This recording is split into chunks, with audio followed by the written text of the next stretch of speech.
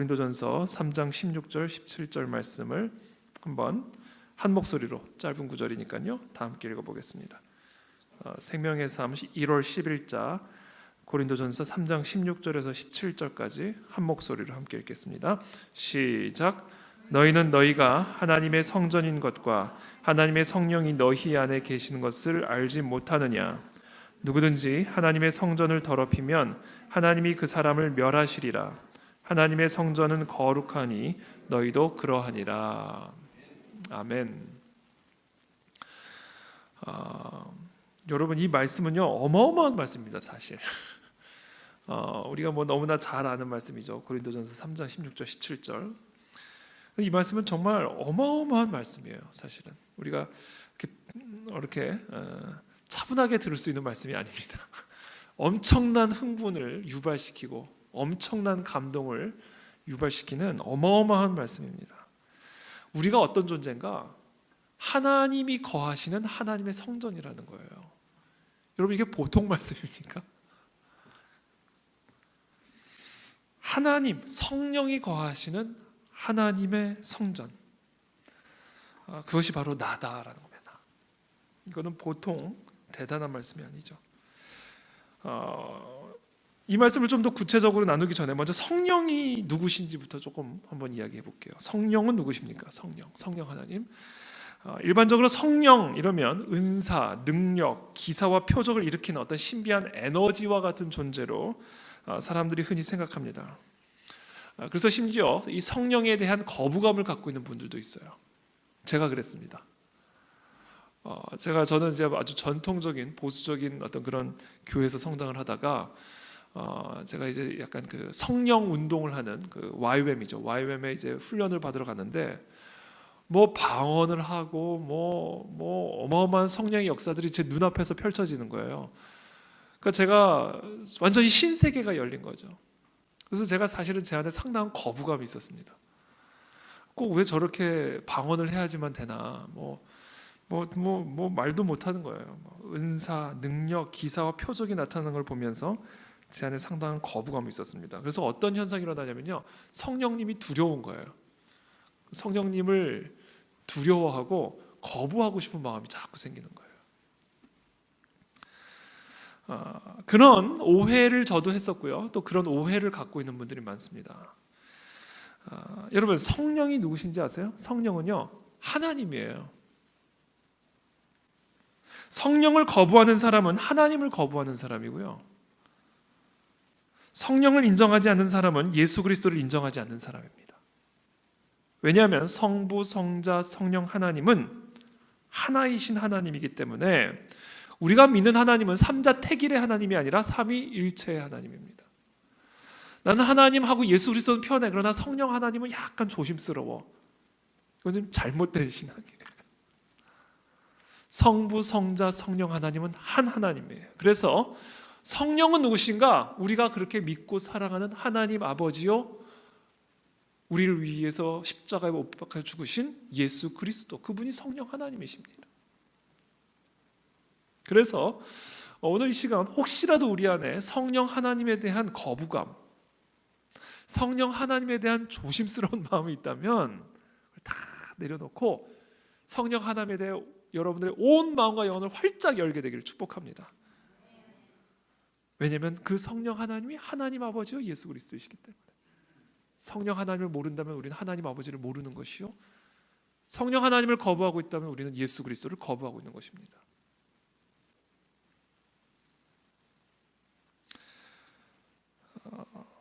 그러므로 혹시라도 성령 하나님에 대한 오해 또는 거부감이 있다면, 닫힌 마음을 갖고 있었다면 그 마음의 문을 활짝 열어 제끼십시오. 성령과 친밀해지는 만큼 우리는 하나님 아버지와 친밀해질 수 있고, 성령과 친밀해지는 만큼 예수 그리스도와 친밀해질 수 있습니다. 다시 한번 반복하지만 성령님은 하나님이에요. 그 하나님이 우리 안에 계시다는 거예요. 기가 막히지 않습니까? 이 천지 만물을 창조하시고 저 해와 달을 창조하시고 우리를 창조하신 그 하나님이 우리 안에 계시다니까요. 이게 현실이고 이게 진리라는 겁니다.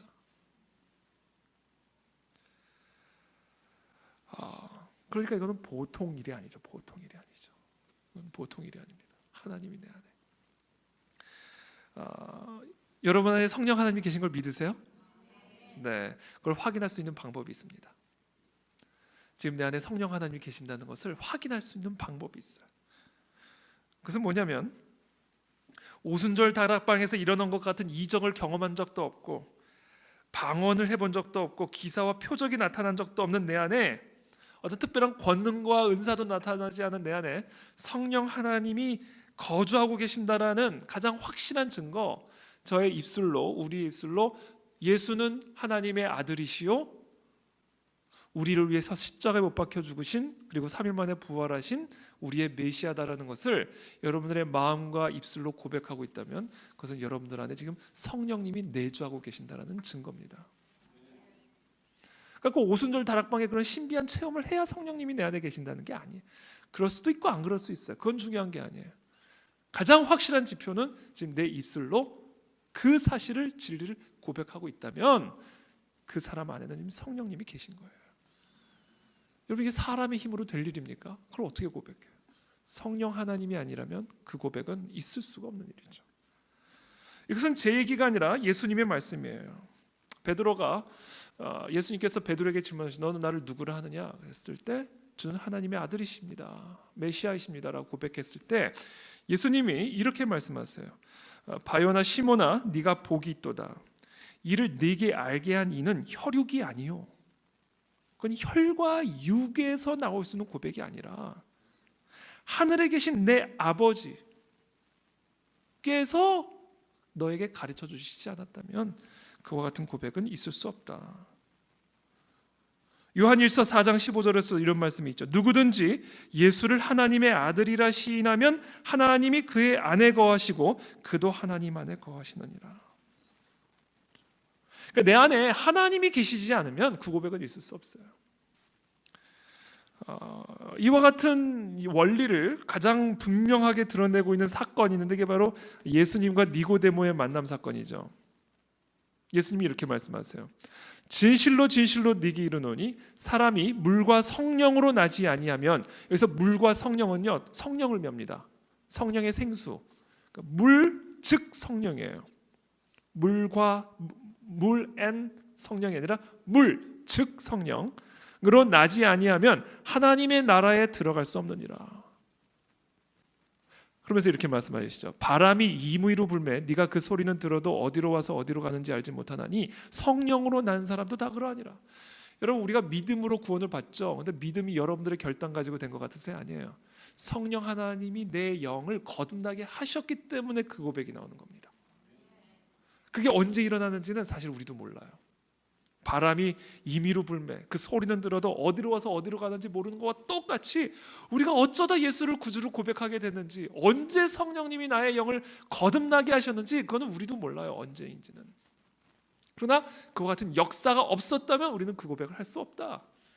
그래서 이것은 절대적인 하나님의 은혜고요, 절대적인 하나님의 주권과 선택 안에서 일어난 하나님의 역사입니다.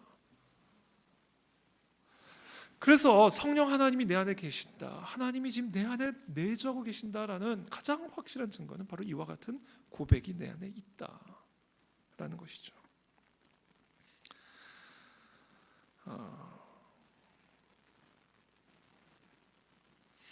그래서 성령 하나님이 내 안에 내주하고 계시기 때문에 내가 뭐다? 하나님의 집이다라는 겁니다. 하나님이 거하시는 성전이다라는 겁니다. 그러니까 이것은 보통 이야기가 아니죠. 보통 위대한 진리가 아니죠. 이 사실을 깨닫는다면 우리는 평범하게 살 수가 없죠. 우리가 이 사실을 온전히 깨달을 때 우리의 삶엔 놀라운 변화가 일어나는 거죠. 예컨대 한번 이런 예를 들어봅시다. 너 어디 사니? 그랬을 때 나 청와대 살아. 그럼 우와 이렇게 되는 거 아니에요. 한번 예를 들어봅시다. 하나님한테 누가 물어봤어요. 하나님 어디 사세요? 하나님 뭐라고 대답하는지 아세요? 나 태희 안에 살아. 보통 소식입니까? 하나님 집이 어디세요? 그랬더니 나 태희 안에 살아. 이게 보통 진리냐고요. 여러분이 지금 적절한 반응이 안 보니까 제가 지금 계속 지금 강조하는 거예요. 이게 보통 소식이냐고요, 여러분. 완전 우리가 완전히 뛰어가지고 완전 난리를 쳐도 모자랄 소식이죠. 그래서 사도 바울이 얘기하는 거야. 너희가 하나님의 성전인 것과 하나님의 성령이 너희 안에 계시는 것을 알지 못하니? 알지 못하느냐? 사도 바울이 그냥 애 같아서 얘기를 하는 거죠. 자, 우리가 이 놀라운 진리를 다시 깨닫게 될 때, 다시 기억할 때 우리 삶에는 아주 혁명적인 변화가 일어나게 되어 있습니다. 혁명적인 변화. 그냥 조그마한 변화가 아니라 아주 완전히 뒤엎어지는 혁명적 변화들이 일어납니다. 가장 먼저 일어나게 될 혁명적 변화가 뭔지 아세요? 첫 번째, 청소입니다. 그게 하나님이 태희 안에 산다는 사실을 내가 깨닫게 될 때 일어나게 된 첫 번째 혁명적 변화, 내 안에 청소가 일어나기 시작합니다. 만약에 오늘 예수님이 오늘 밤에 여러분들의 집에 가서 주무셔야 된다고 한번 가정해 보세요. 함께 식사를 하고 여러분들의 식탁에서, 여러분들의 부엌에서 함께 화장실을 쓰고 함께 서재를 사용하고 함께 옷장을 사용하고 함께 컴퓨터를 사용하고 엄청 귀찮겠죠? 영광스러울 것 같지만 영광스러운 것 동시에 하루, 이틀, 3일 지나면 불편해지기 시작할 거예요. 예수님이 나랑 한 수저를 쓴다고 얼마나 불편하겠어요. 제가 여러분 집에 가서 같이 밥 먹고 맨날 같이 화장실 쓰고 같은 옷장 쓴다고 생각해 보세요. 얼마나 성가시겠어요. 물론 하루 이틀은 영광스러울 수 있어요. 예수님이 우리 집에. 근데 평생을 그렇게 산다. 아니 영원히 그렇게 살아야 된다면 암담해지기 시작하죠. 내가 살던 스타일이 있는데, 내가 먹던, 내가 살던 방식들이 있는데, 하나님의 아들이 예수가, 하나님이 나랑 함께 한 집에서 그 제한된 공간 안에서 영원히 산다고? 그래서 이거는 보통 일이 아니죠. 이게 사실 우리 신앙생활의 딜레마입니다. 하나님이 내 안에 계신다, 어마어마한 소식이고 너무너무 행복한 소식이죠. 그러나 동시에 암담해지는 거예요. 내가 내 속을 알거든요. 내가 나를 알거든요. 내가 지금 우리 집이 어떤 상황인지를 알거든요.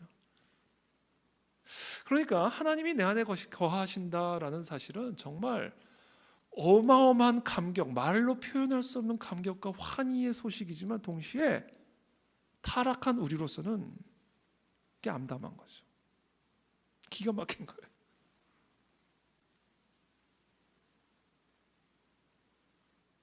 그래서 여러분, 하나님이 내 안에 거하신다, 내가 하나님과 함께 산다는 사실은요, 양날의 칼입니다. 그래서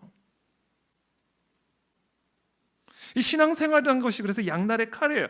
너무 좋은데 반드시 내가 변화돼야 돼요. 이대로는 안 되는 거예요.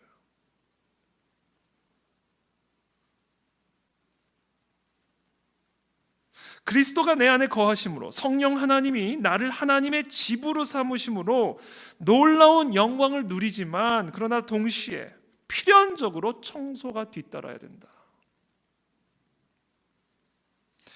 그래서 신앙생활은 행복하고 기쁘면서도 고된 것이죠. 왜? 변화를 요구하고 있기 때문에 그렇습니다. 하나님이 내 안에 거하신다는 사실을 아는 순간 우리는 혁명적 청소가 필요한 상황이 되는 것이죠. 내가 거룩하니 너희도 거룩하라. 오늘 본문 17절, 누구든지 하나님의 성전을 더럽히면 하나님이 그 사람을 멸하시리라. 하나님의 성전은 거룩하니 너희도 그러하니라. 요구예요. 요구. 내가 너 안에 거하기 때문에 너도 그렇게 거룩해져야 된다라는 하나님의 요구요, 필연적인 열매들이다. 그래서 하나님이 내 안에 거하시고 계시기 때문에, 성령 하나님이 무조건적 은혜로 내 안에 나의 영을 다시 거듭나게 하심으로 내 안에 내주하고 계시기 때문에, 내 안에 내주하고 계신 그 성령 하나님께서는 내 안에 있는 강도의 속을, 음란의 속을, 장사하는 속을 그것들을 다 뜯어내는 일들을 하십니다. 그래서 하나님의 영이 거하시기 합당한 거룩한 성전으로 변화시키시는 인테리어 작업을 시작하신다. 반드시 필연적으로. 정말 저 안에 성령 하나님이 살아계신다면 반드시 그와 같은 뜯어내는, 철거하는, 쫓아내는 성전 청결 사건들이 일어납니다. 청소.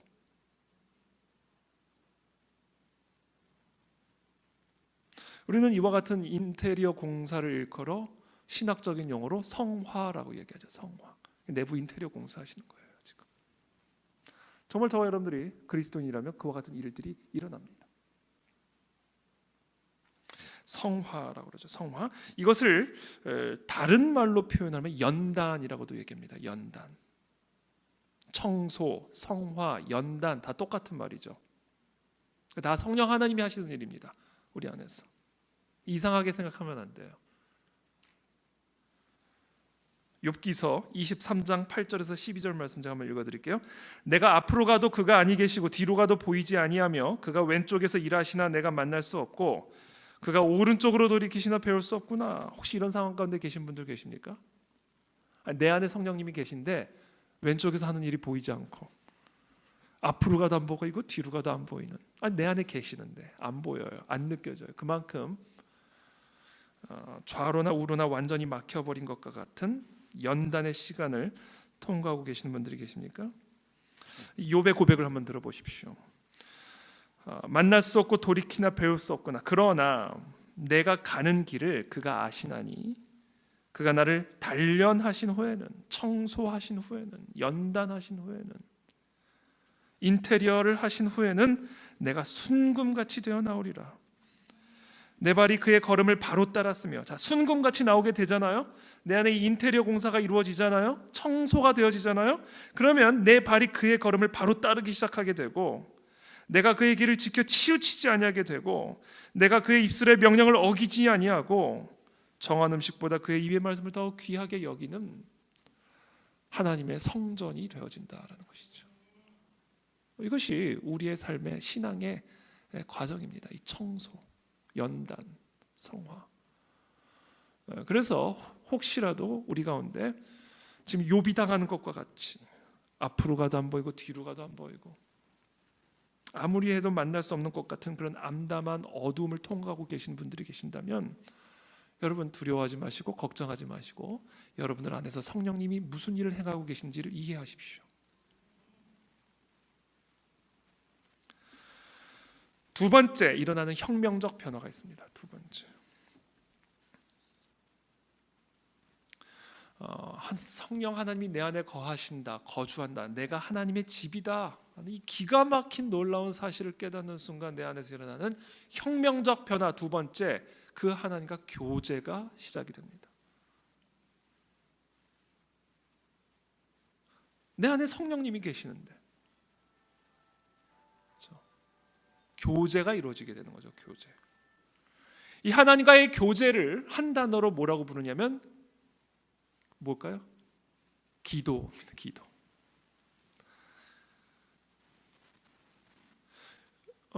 여러분, 기도 안 하고 있으면 지금 하나님과 교제하지 않고 있는 겁니다. 우리의 삶의 기도는 바로 하나님과의 교제를 의미하는 것이죠. 하나님과, 내 안에 계신 성령 하나님과 교제하고 있다면 그 사람은 기도하는 사람이요, 기도하고 있다면 그 사람은 성령 하나님과 교제하고 있는 사람입니다.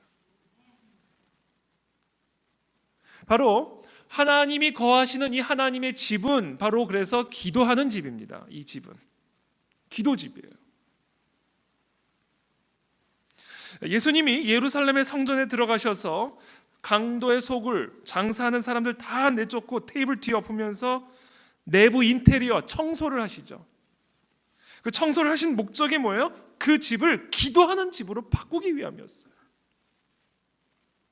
성령 하나님이 내 안에 들어오셔서 내 안에 거주하시며 청소하시는 목적이 있습니다. 그것은 이 집을 하나님과 친밀한 기도하는 집으로 만들기 위함입니다.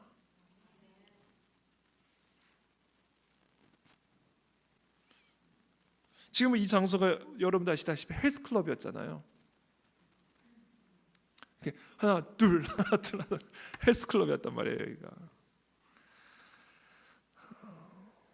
이 헬스클럽으로 사용됐던 이 장소를 큰 돈을 들이면서 인테리어 공사를 한 이유가 뭐예요? 하나님과의 교제가 일어나는 성전으로 변화시키기 위함이었잖아요. 그건 마찬가지예요. 성령 하나님 지금 내 안에서 인테리어를 하고 계시는데 그것을 하는 유일한 목적, 이 집을 하나님과 내가 친밀한 교제가 이루어지는 기도하는 집으로 바꾸기 위함입니다. 여러분 그 일이 일어나고 계십니까? 여러분들의 마음속에서? 여러분들이 이 안이 기도하는 집이십니까? 하나님과의 친밀한 교제가 이루어지는 기도하는 집이 되기를 축복합니다. 그 사실을 깨닫게 되는 거예요. 성령님이 내 안에 계신다는 사실을 깨닫는 순간 그 같은 혁명적 변화가 일어나요.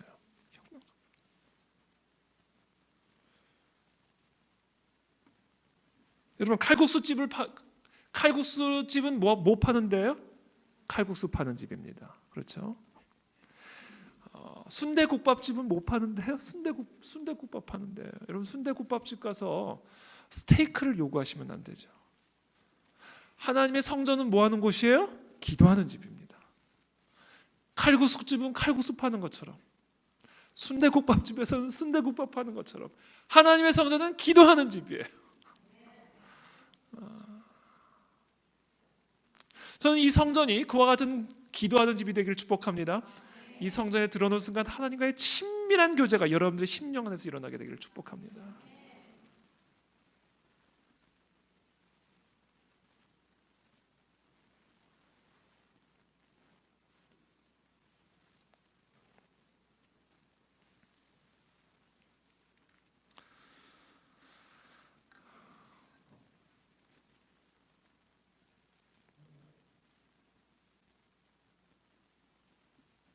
세 번째 일어나는 혁명적 변화가 있습니다. 세 번째 일어나는 혁명적 변화. 하나님이 내 안에 거주하고 계신다는 사실을 깨닫는 순간 내 안에서 일어나는 세 번째 혁명적 변화가 있는데 그것은 바로 능력을 입게 됩니다. 권능을 입게 됩니다. 거룩한 마음, 청소가 되어진 거룩한 마음 안에서 이루어지는 하나님과의 깊은 친밀한 교제는 우리 안에 성령의 권능을 드러내게 합니다. 그래서 이 거룩한 마음 안에서 이루어지는 하나님과의 친밀한 교제를 통해 나의 입술, 내 손과 발을 통해 성령의 권능이 드러나기 시작한다. 그게 나다라는 겁니다. 그게 여러분입니다. 오순절 날이 이미 이름에 그들이 다 같이 한 곳에 모였더니 호련히 하늘로부터 급하고 강한 바람 같은 소리가 있어 그들이 앉은 온 집에 가득하며 소리가 있어 그들이 앉은 온 집에 가득하며 마치 불의 혀처럼 갈라지는 것들이 그들에게 보여 각 사람 위에 하나씩 임하여 있더니. 여러분 이 오순절날 하늘로부터 임한 것은 뭐였냐면 하늘로부터 급하고 강한 바람이 임한 게 아닙니다. 바람 같은 소리가 임했죠. 이 표현이 참 중요해요. 바람 같은 소리. 이게 바람이긴 바람인데 바람은 아닌 거예요. 이 땅에서 내가 항상 들어왔던 바람 소리 같긴 한데 바람 소리는 아닌 거예요. 그래서 바람 같은 소리다. 이게 뭐예요?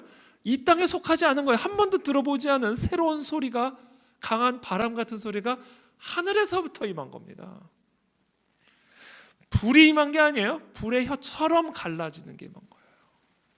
그러니까 이 땅에서 자기가 보았던 것, 경험했던 것들로 난생 처음 보고 경험한 것을 표현하려니까 자기에게 익숙한 것을 비유적으로 설명하는 것이죠.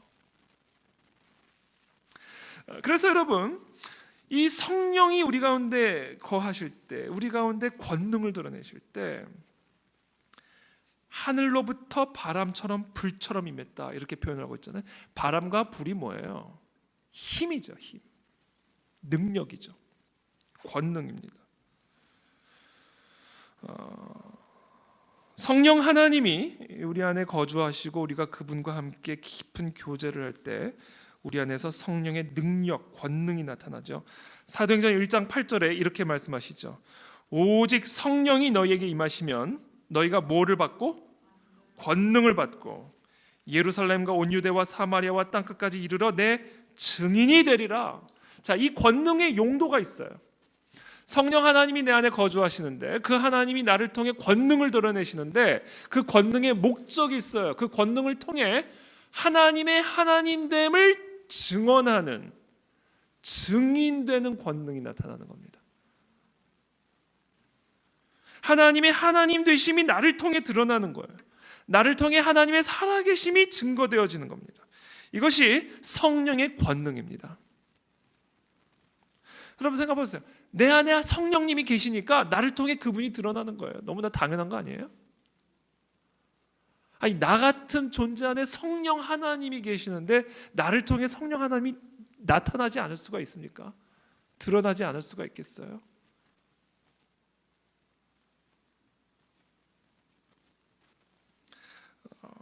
마치 이걸 비유적으로 설명하면 이런 거죠. 양말 안에 전구를 두면 빛이 나는 것처럼, 이게 제 정확한 표현일지 모르겠지만 나 같은 존재 안에 하나님이 들어와 계시는데 어떻게 나를 통해 하나님이 안 나타날 수가 있겠냐고요.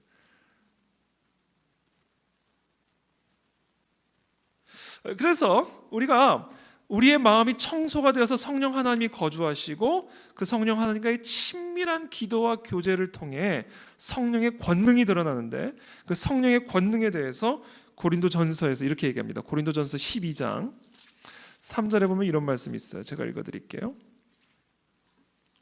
8절부터 읽어드리겠습니다. 어떤 사람에게는 성령으로 말미암아 지혜의 말씀을, 어떤 사람에게는 같은 성령을 따라 지식의 말씀을, 다른 사람에게는 같은 성령으로 믿음을, 어떤 사람에게는 한 성령으로 병 고치는 은사를, 어떤 사람에게는 능력 행함을, 어떤 사람에게는 예언함을, 어떤 사람에게는 영들 분별함을, 다른 사람에게는 각종 방언 말함을, 어떤 사람에게는 방언들 통역함을 주시나니 이 모든 일은 같은 한 성령이 행하사 그의 뜻대로 무엇을 위해? 하나님의 하나님 되심을 증거하기 위해서 각 사람에게 나누어 주시는 것이다. 저는 우리 모두에게 이와 같은 성령의 권능이 나타나게 되기를 축복합니다. 성령의 권능의 목적은 내가 높아지는 것이 아니에요. 어떤 돈을 벌기 위함이 아닙니다. 하나님의 하나님됨을 드러내는 겁니다.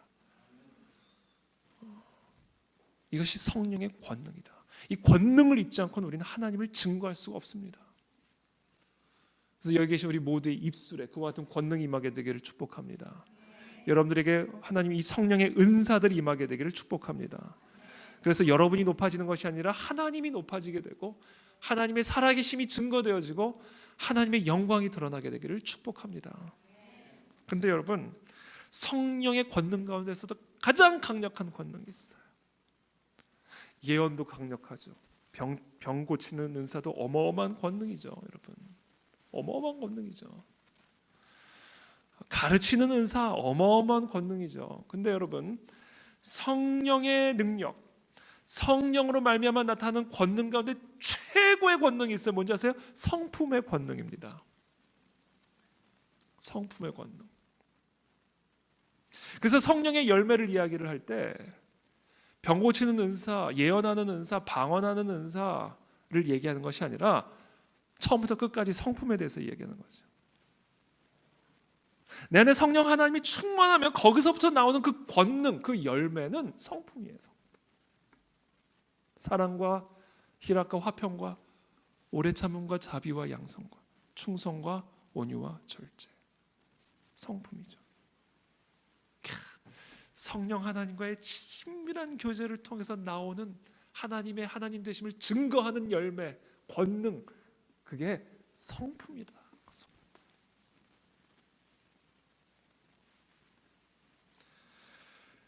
이 9가지 성령의 열매 외기도 어렵잖아요. 그리고 하나하나 분석하려면 힘들잖아요. 이 9가지를 한 단어로 표현하면 뭔지 아세요?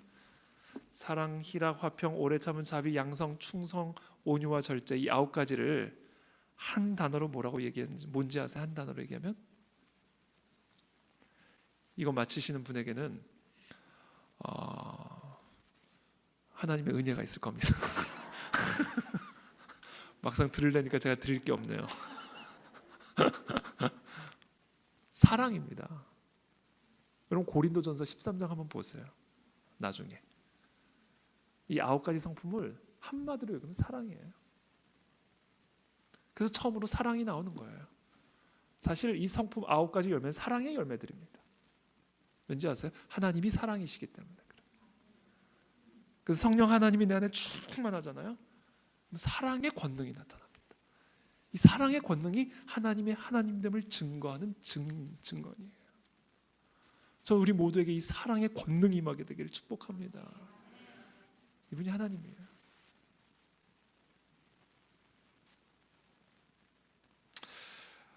그래서 오늘 말씀을 맺겠습니다. 저와 여러분들은 하나님이 거하신 집입니다. 하나님 어디 사세요? 나 우리 이수경 하나님이니까 나 수경이 집에 살아. 이건 제가 하나님이니까. 나 은정이네 집에 살아. 나 재정이네 집에 살아. 하나님 주소 딱 명진네 이렇게 되는 거. 규순이네 이렇게 되는 거. 하나님의 집 주소가 이게 얼마나 영광스러운 일이에요. 그래서 이 3가지 일들이 일어나는 겁니다. 첫 번째 청소, 두 번째 친밀한 교제, 기도, 그것을 통해 나타나는 사랑의 권능. 이 3가지가 나다. 이게 지금 우리 안에서 일어나는 것이다. 그와 같은 역사가 여러분들의 삶 속에 이 성전 안에서 일어나게 되기를 축복합니다.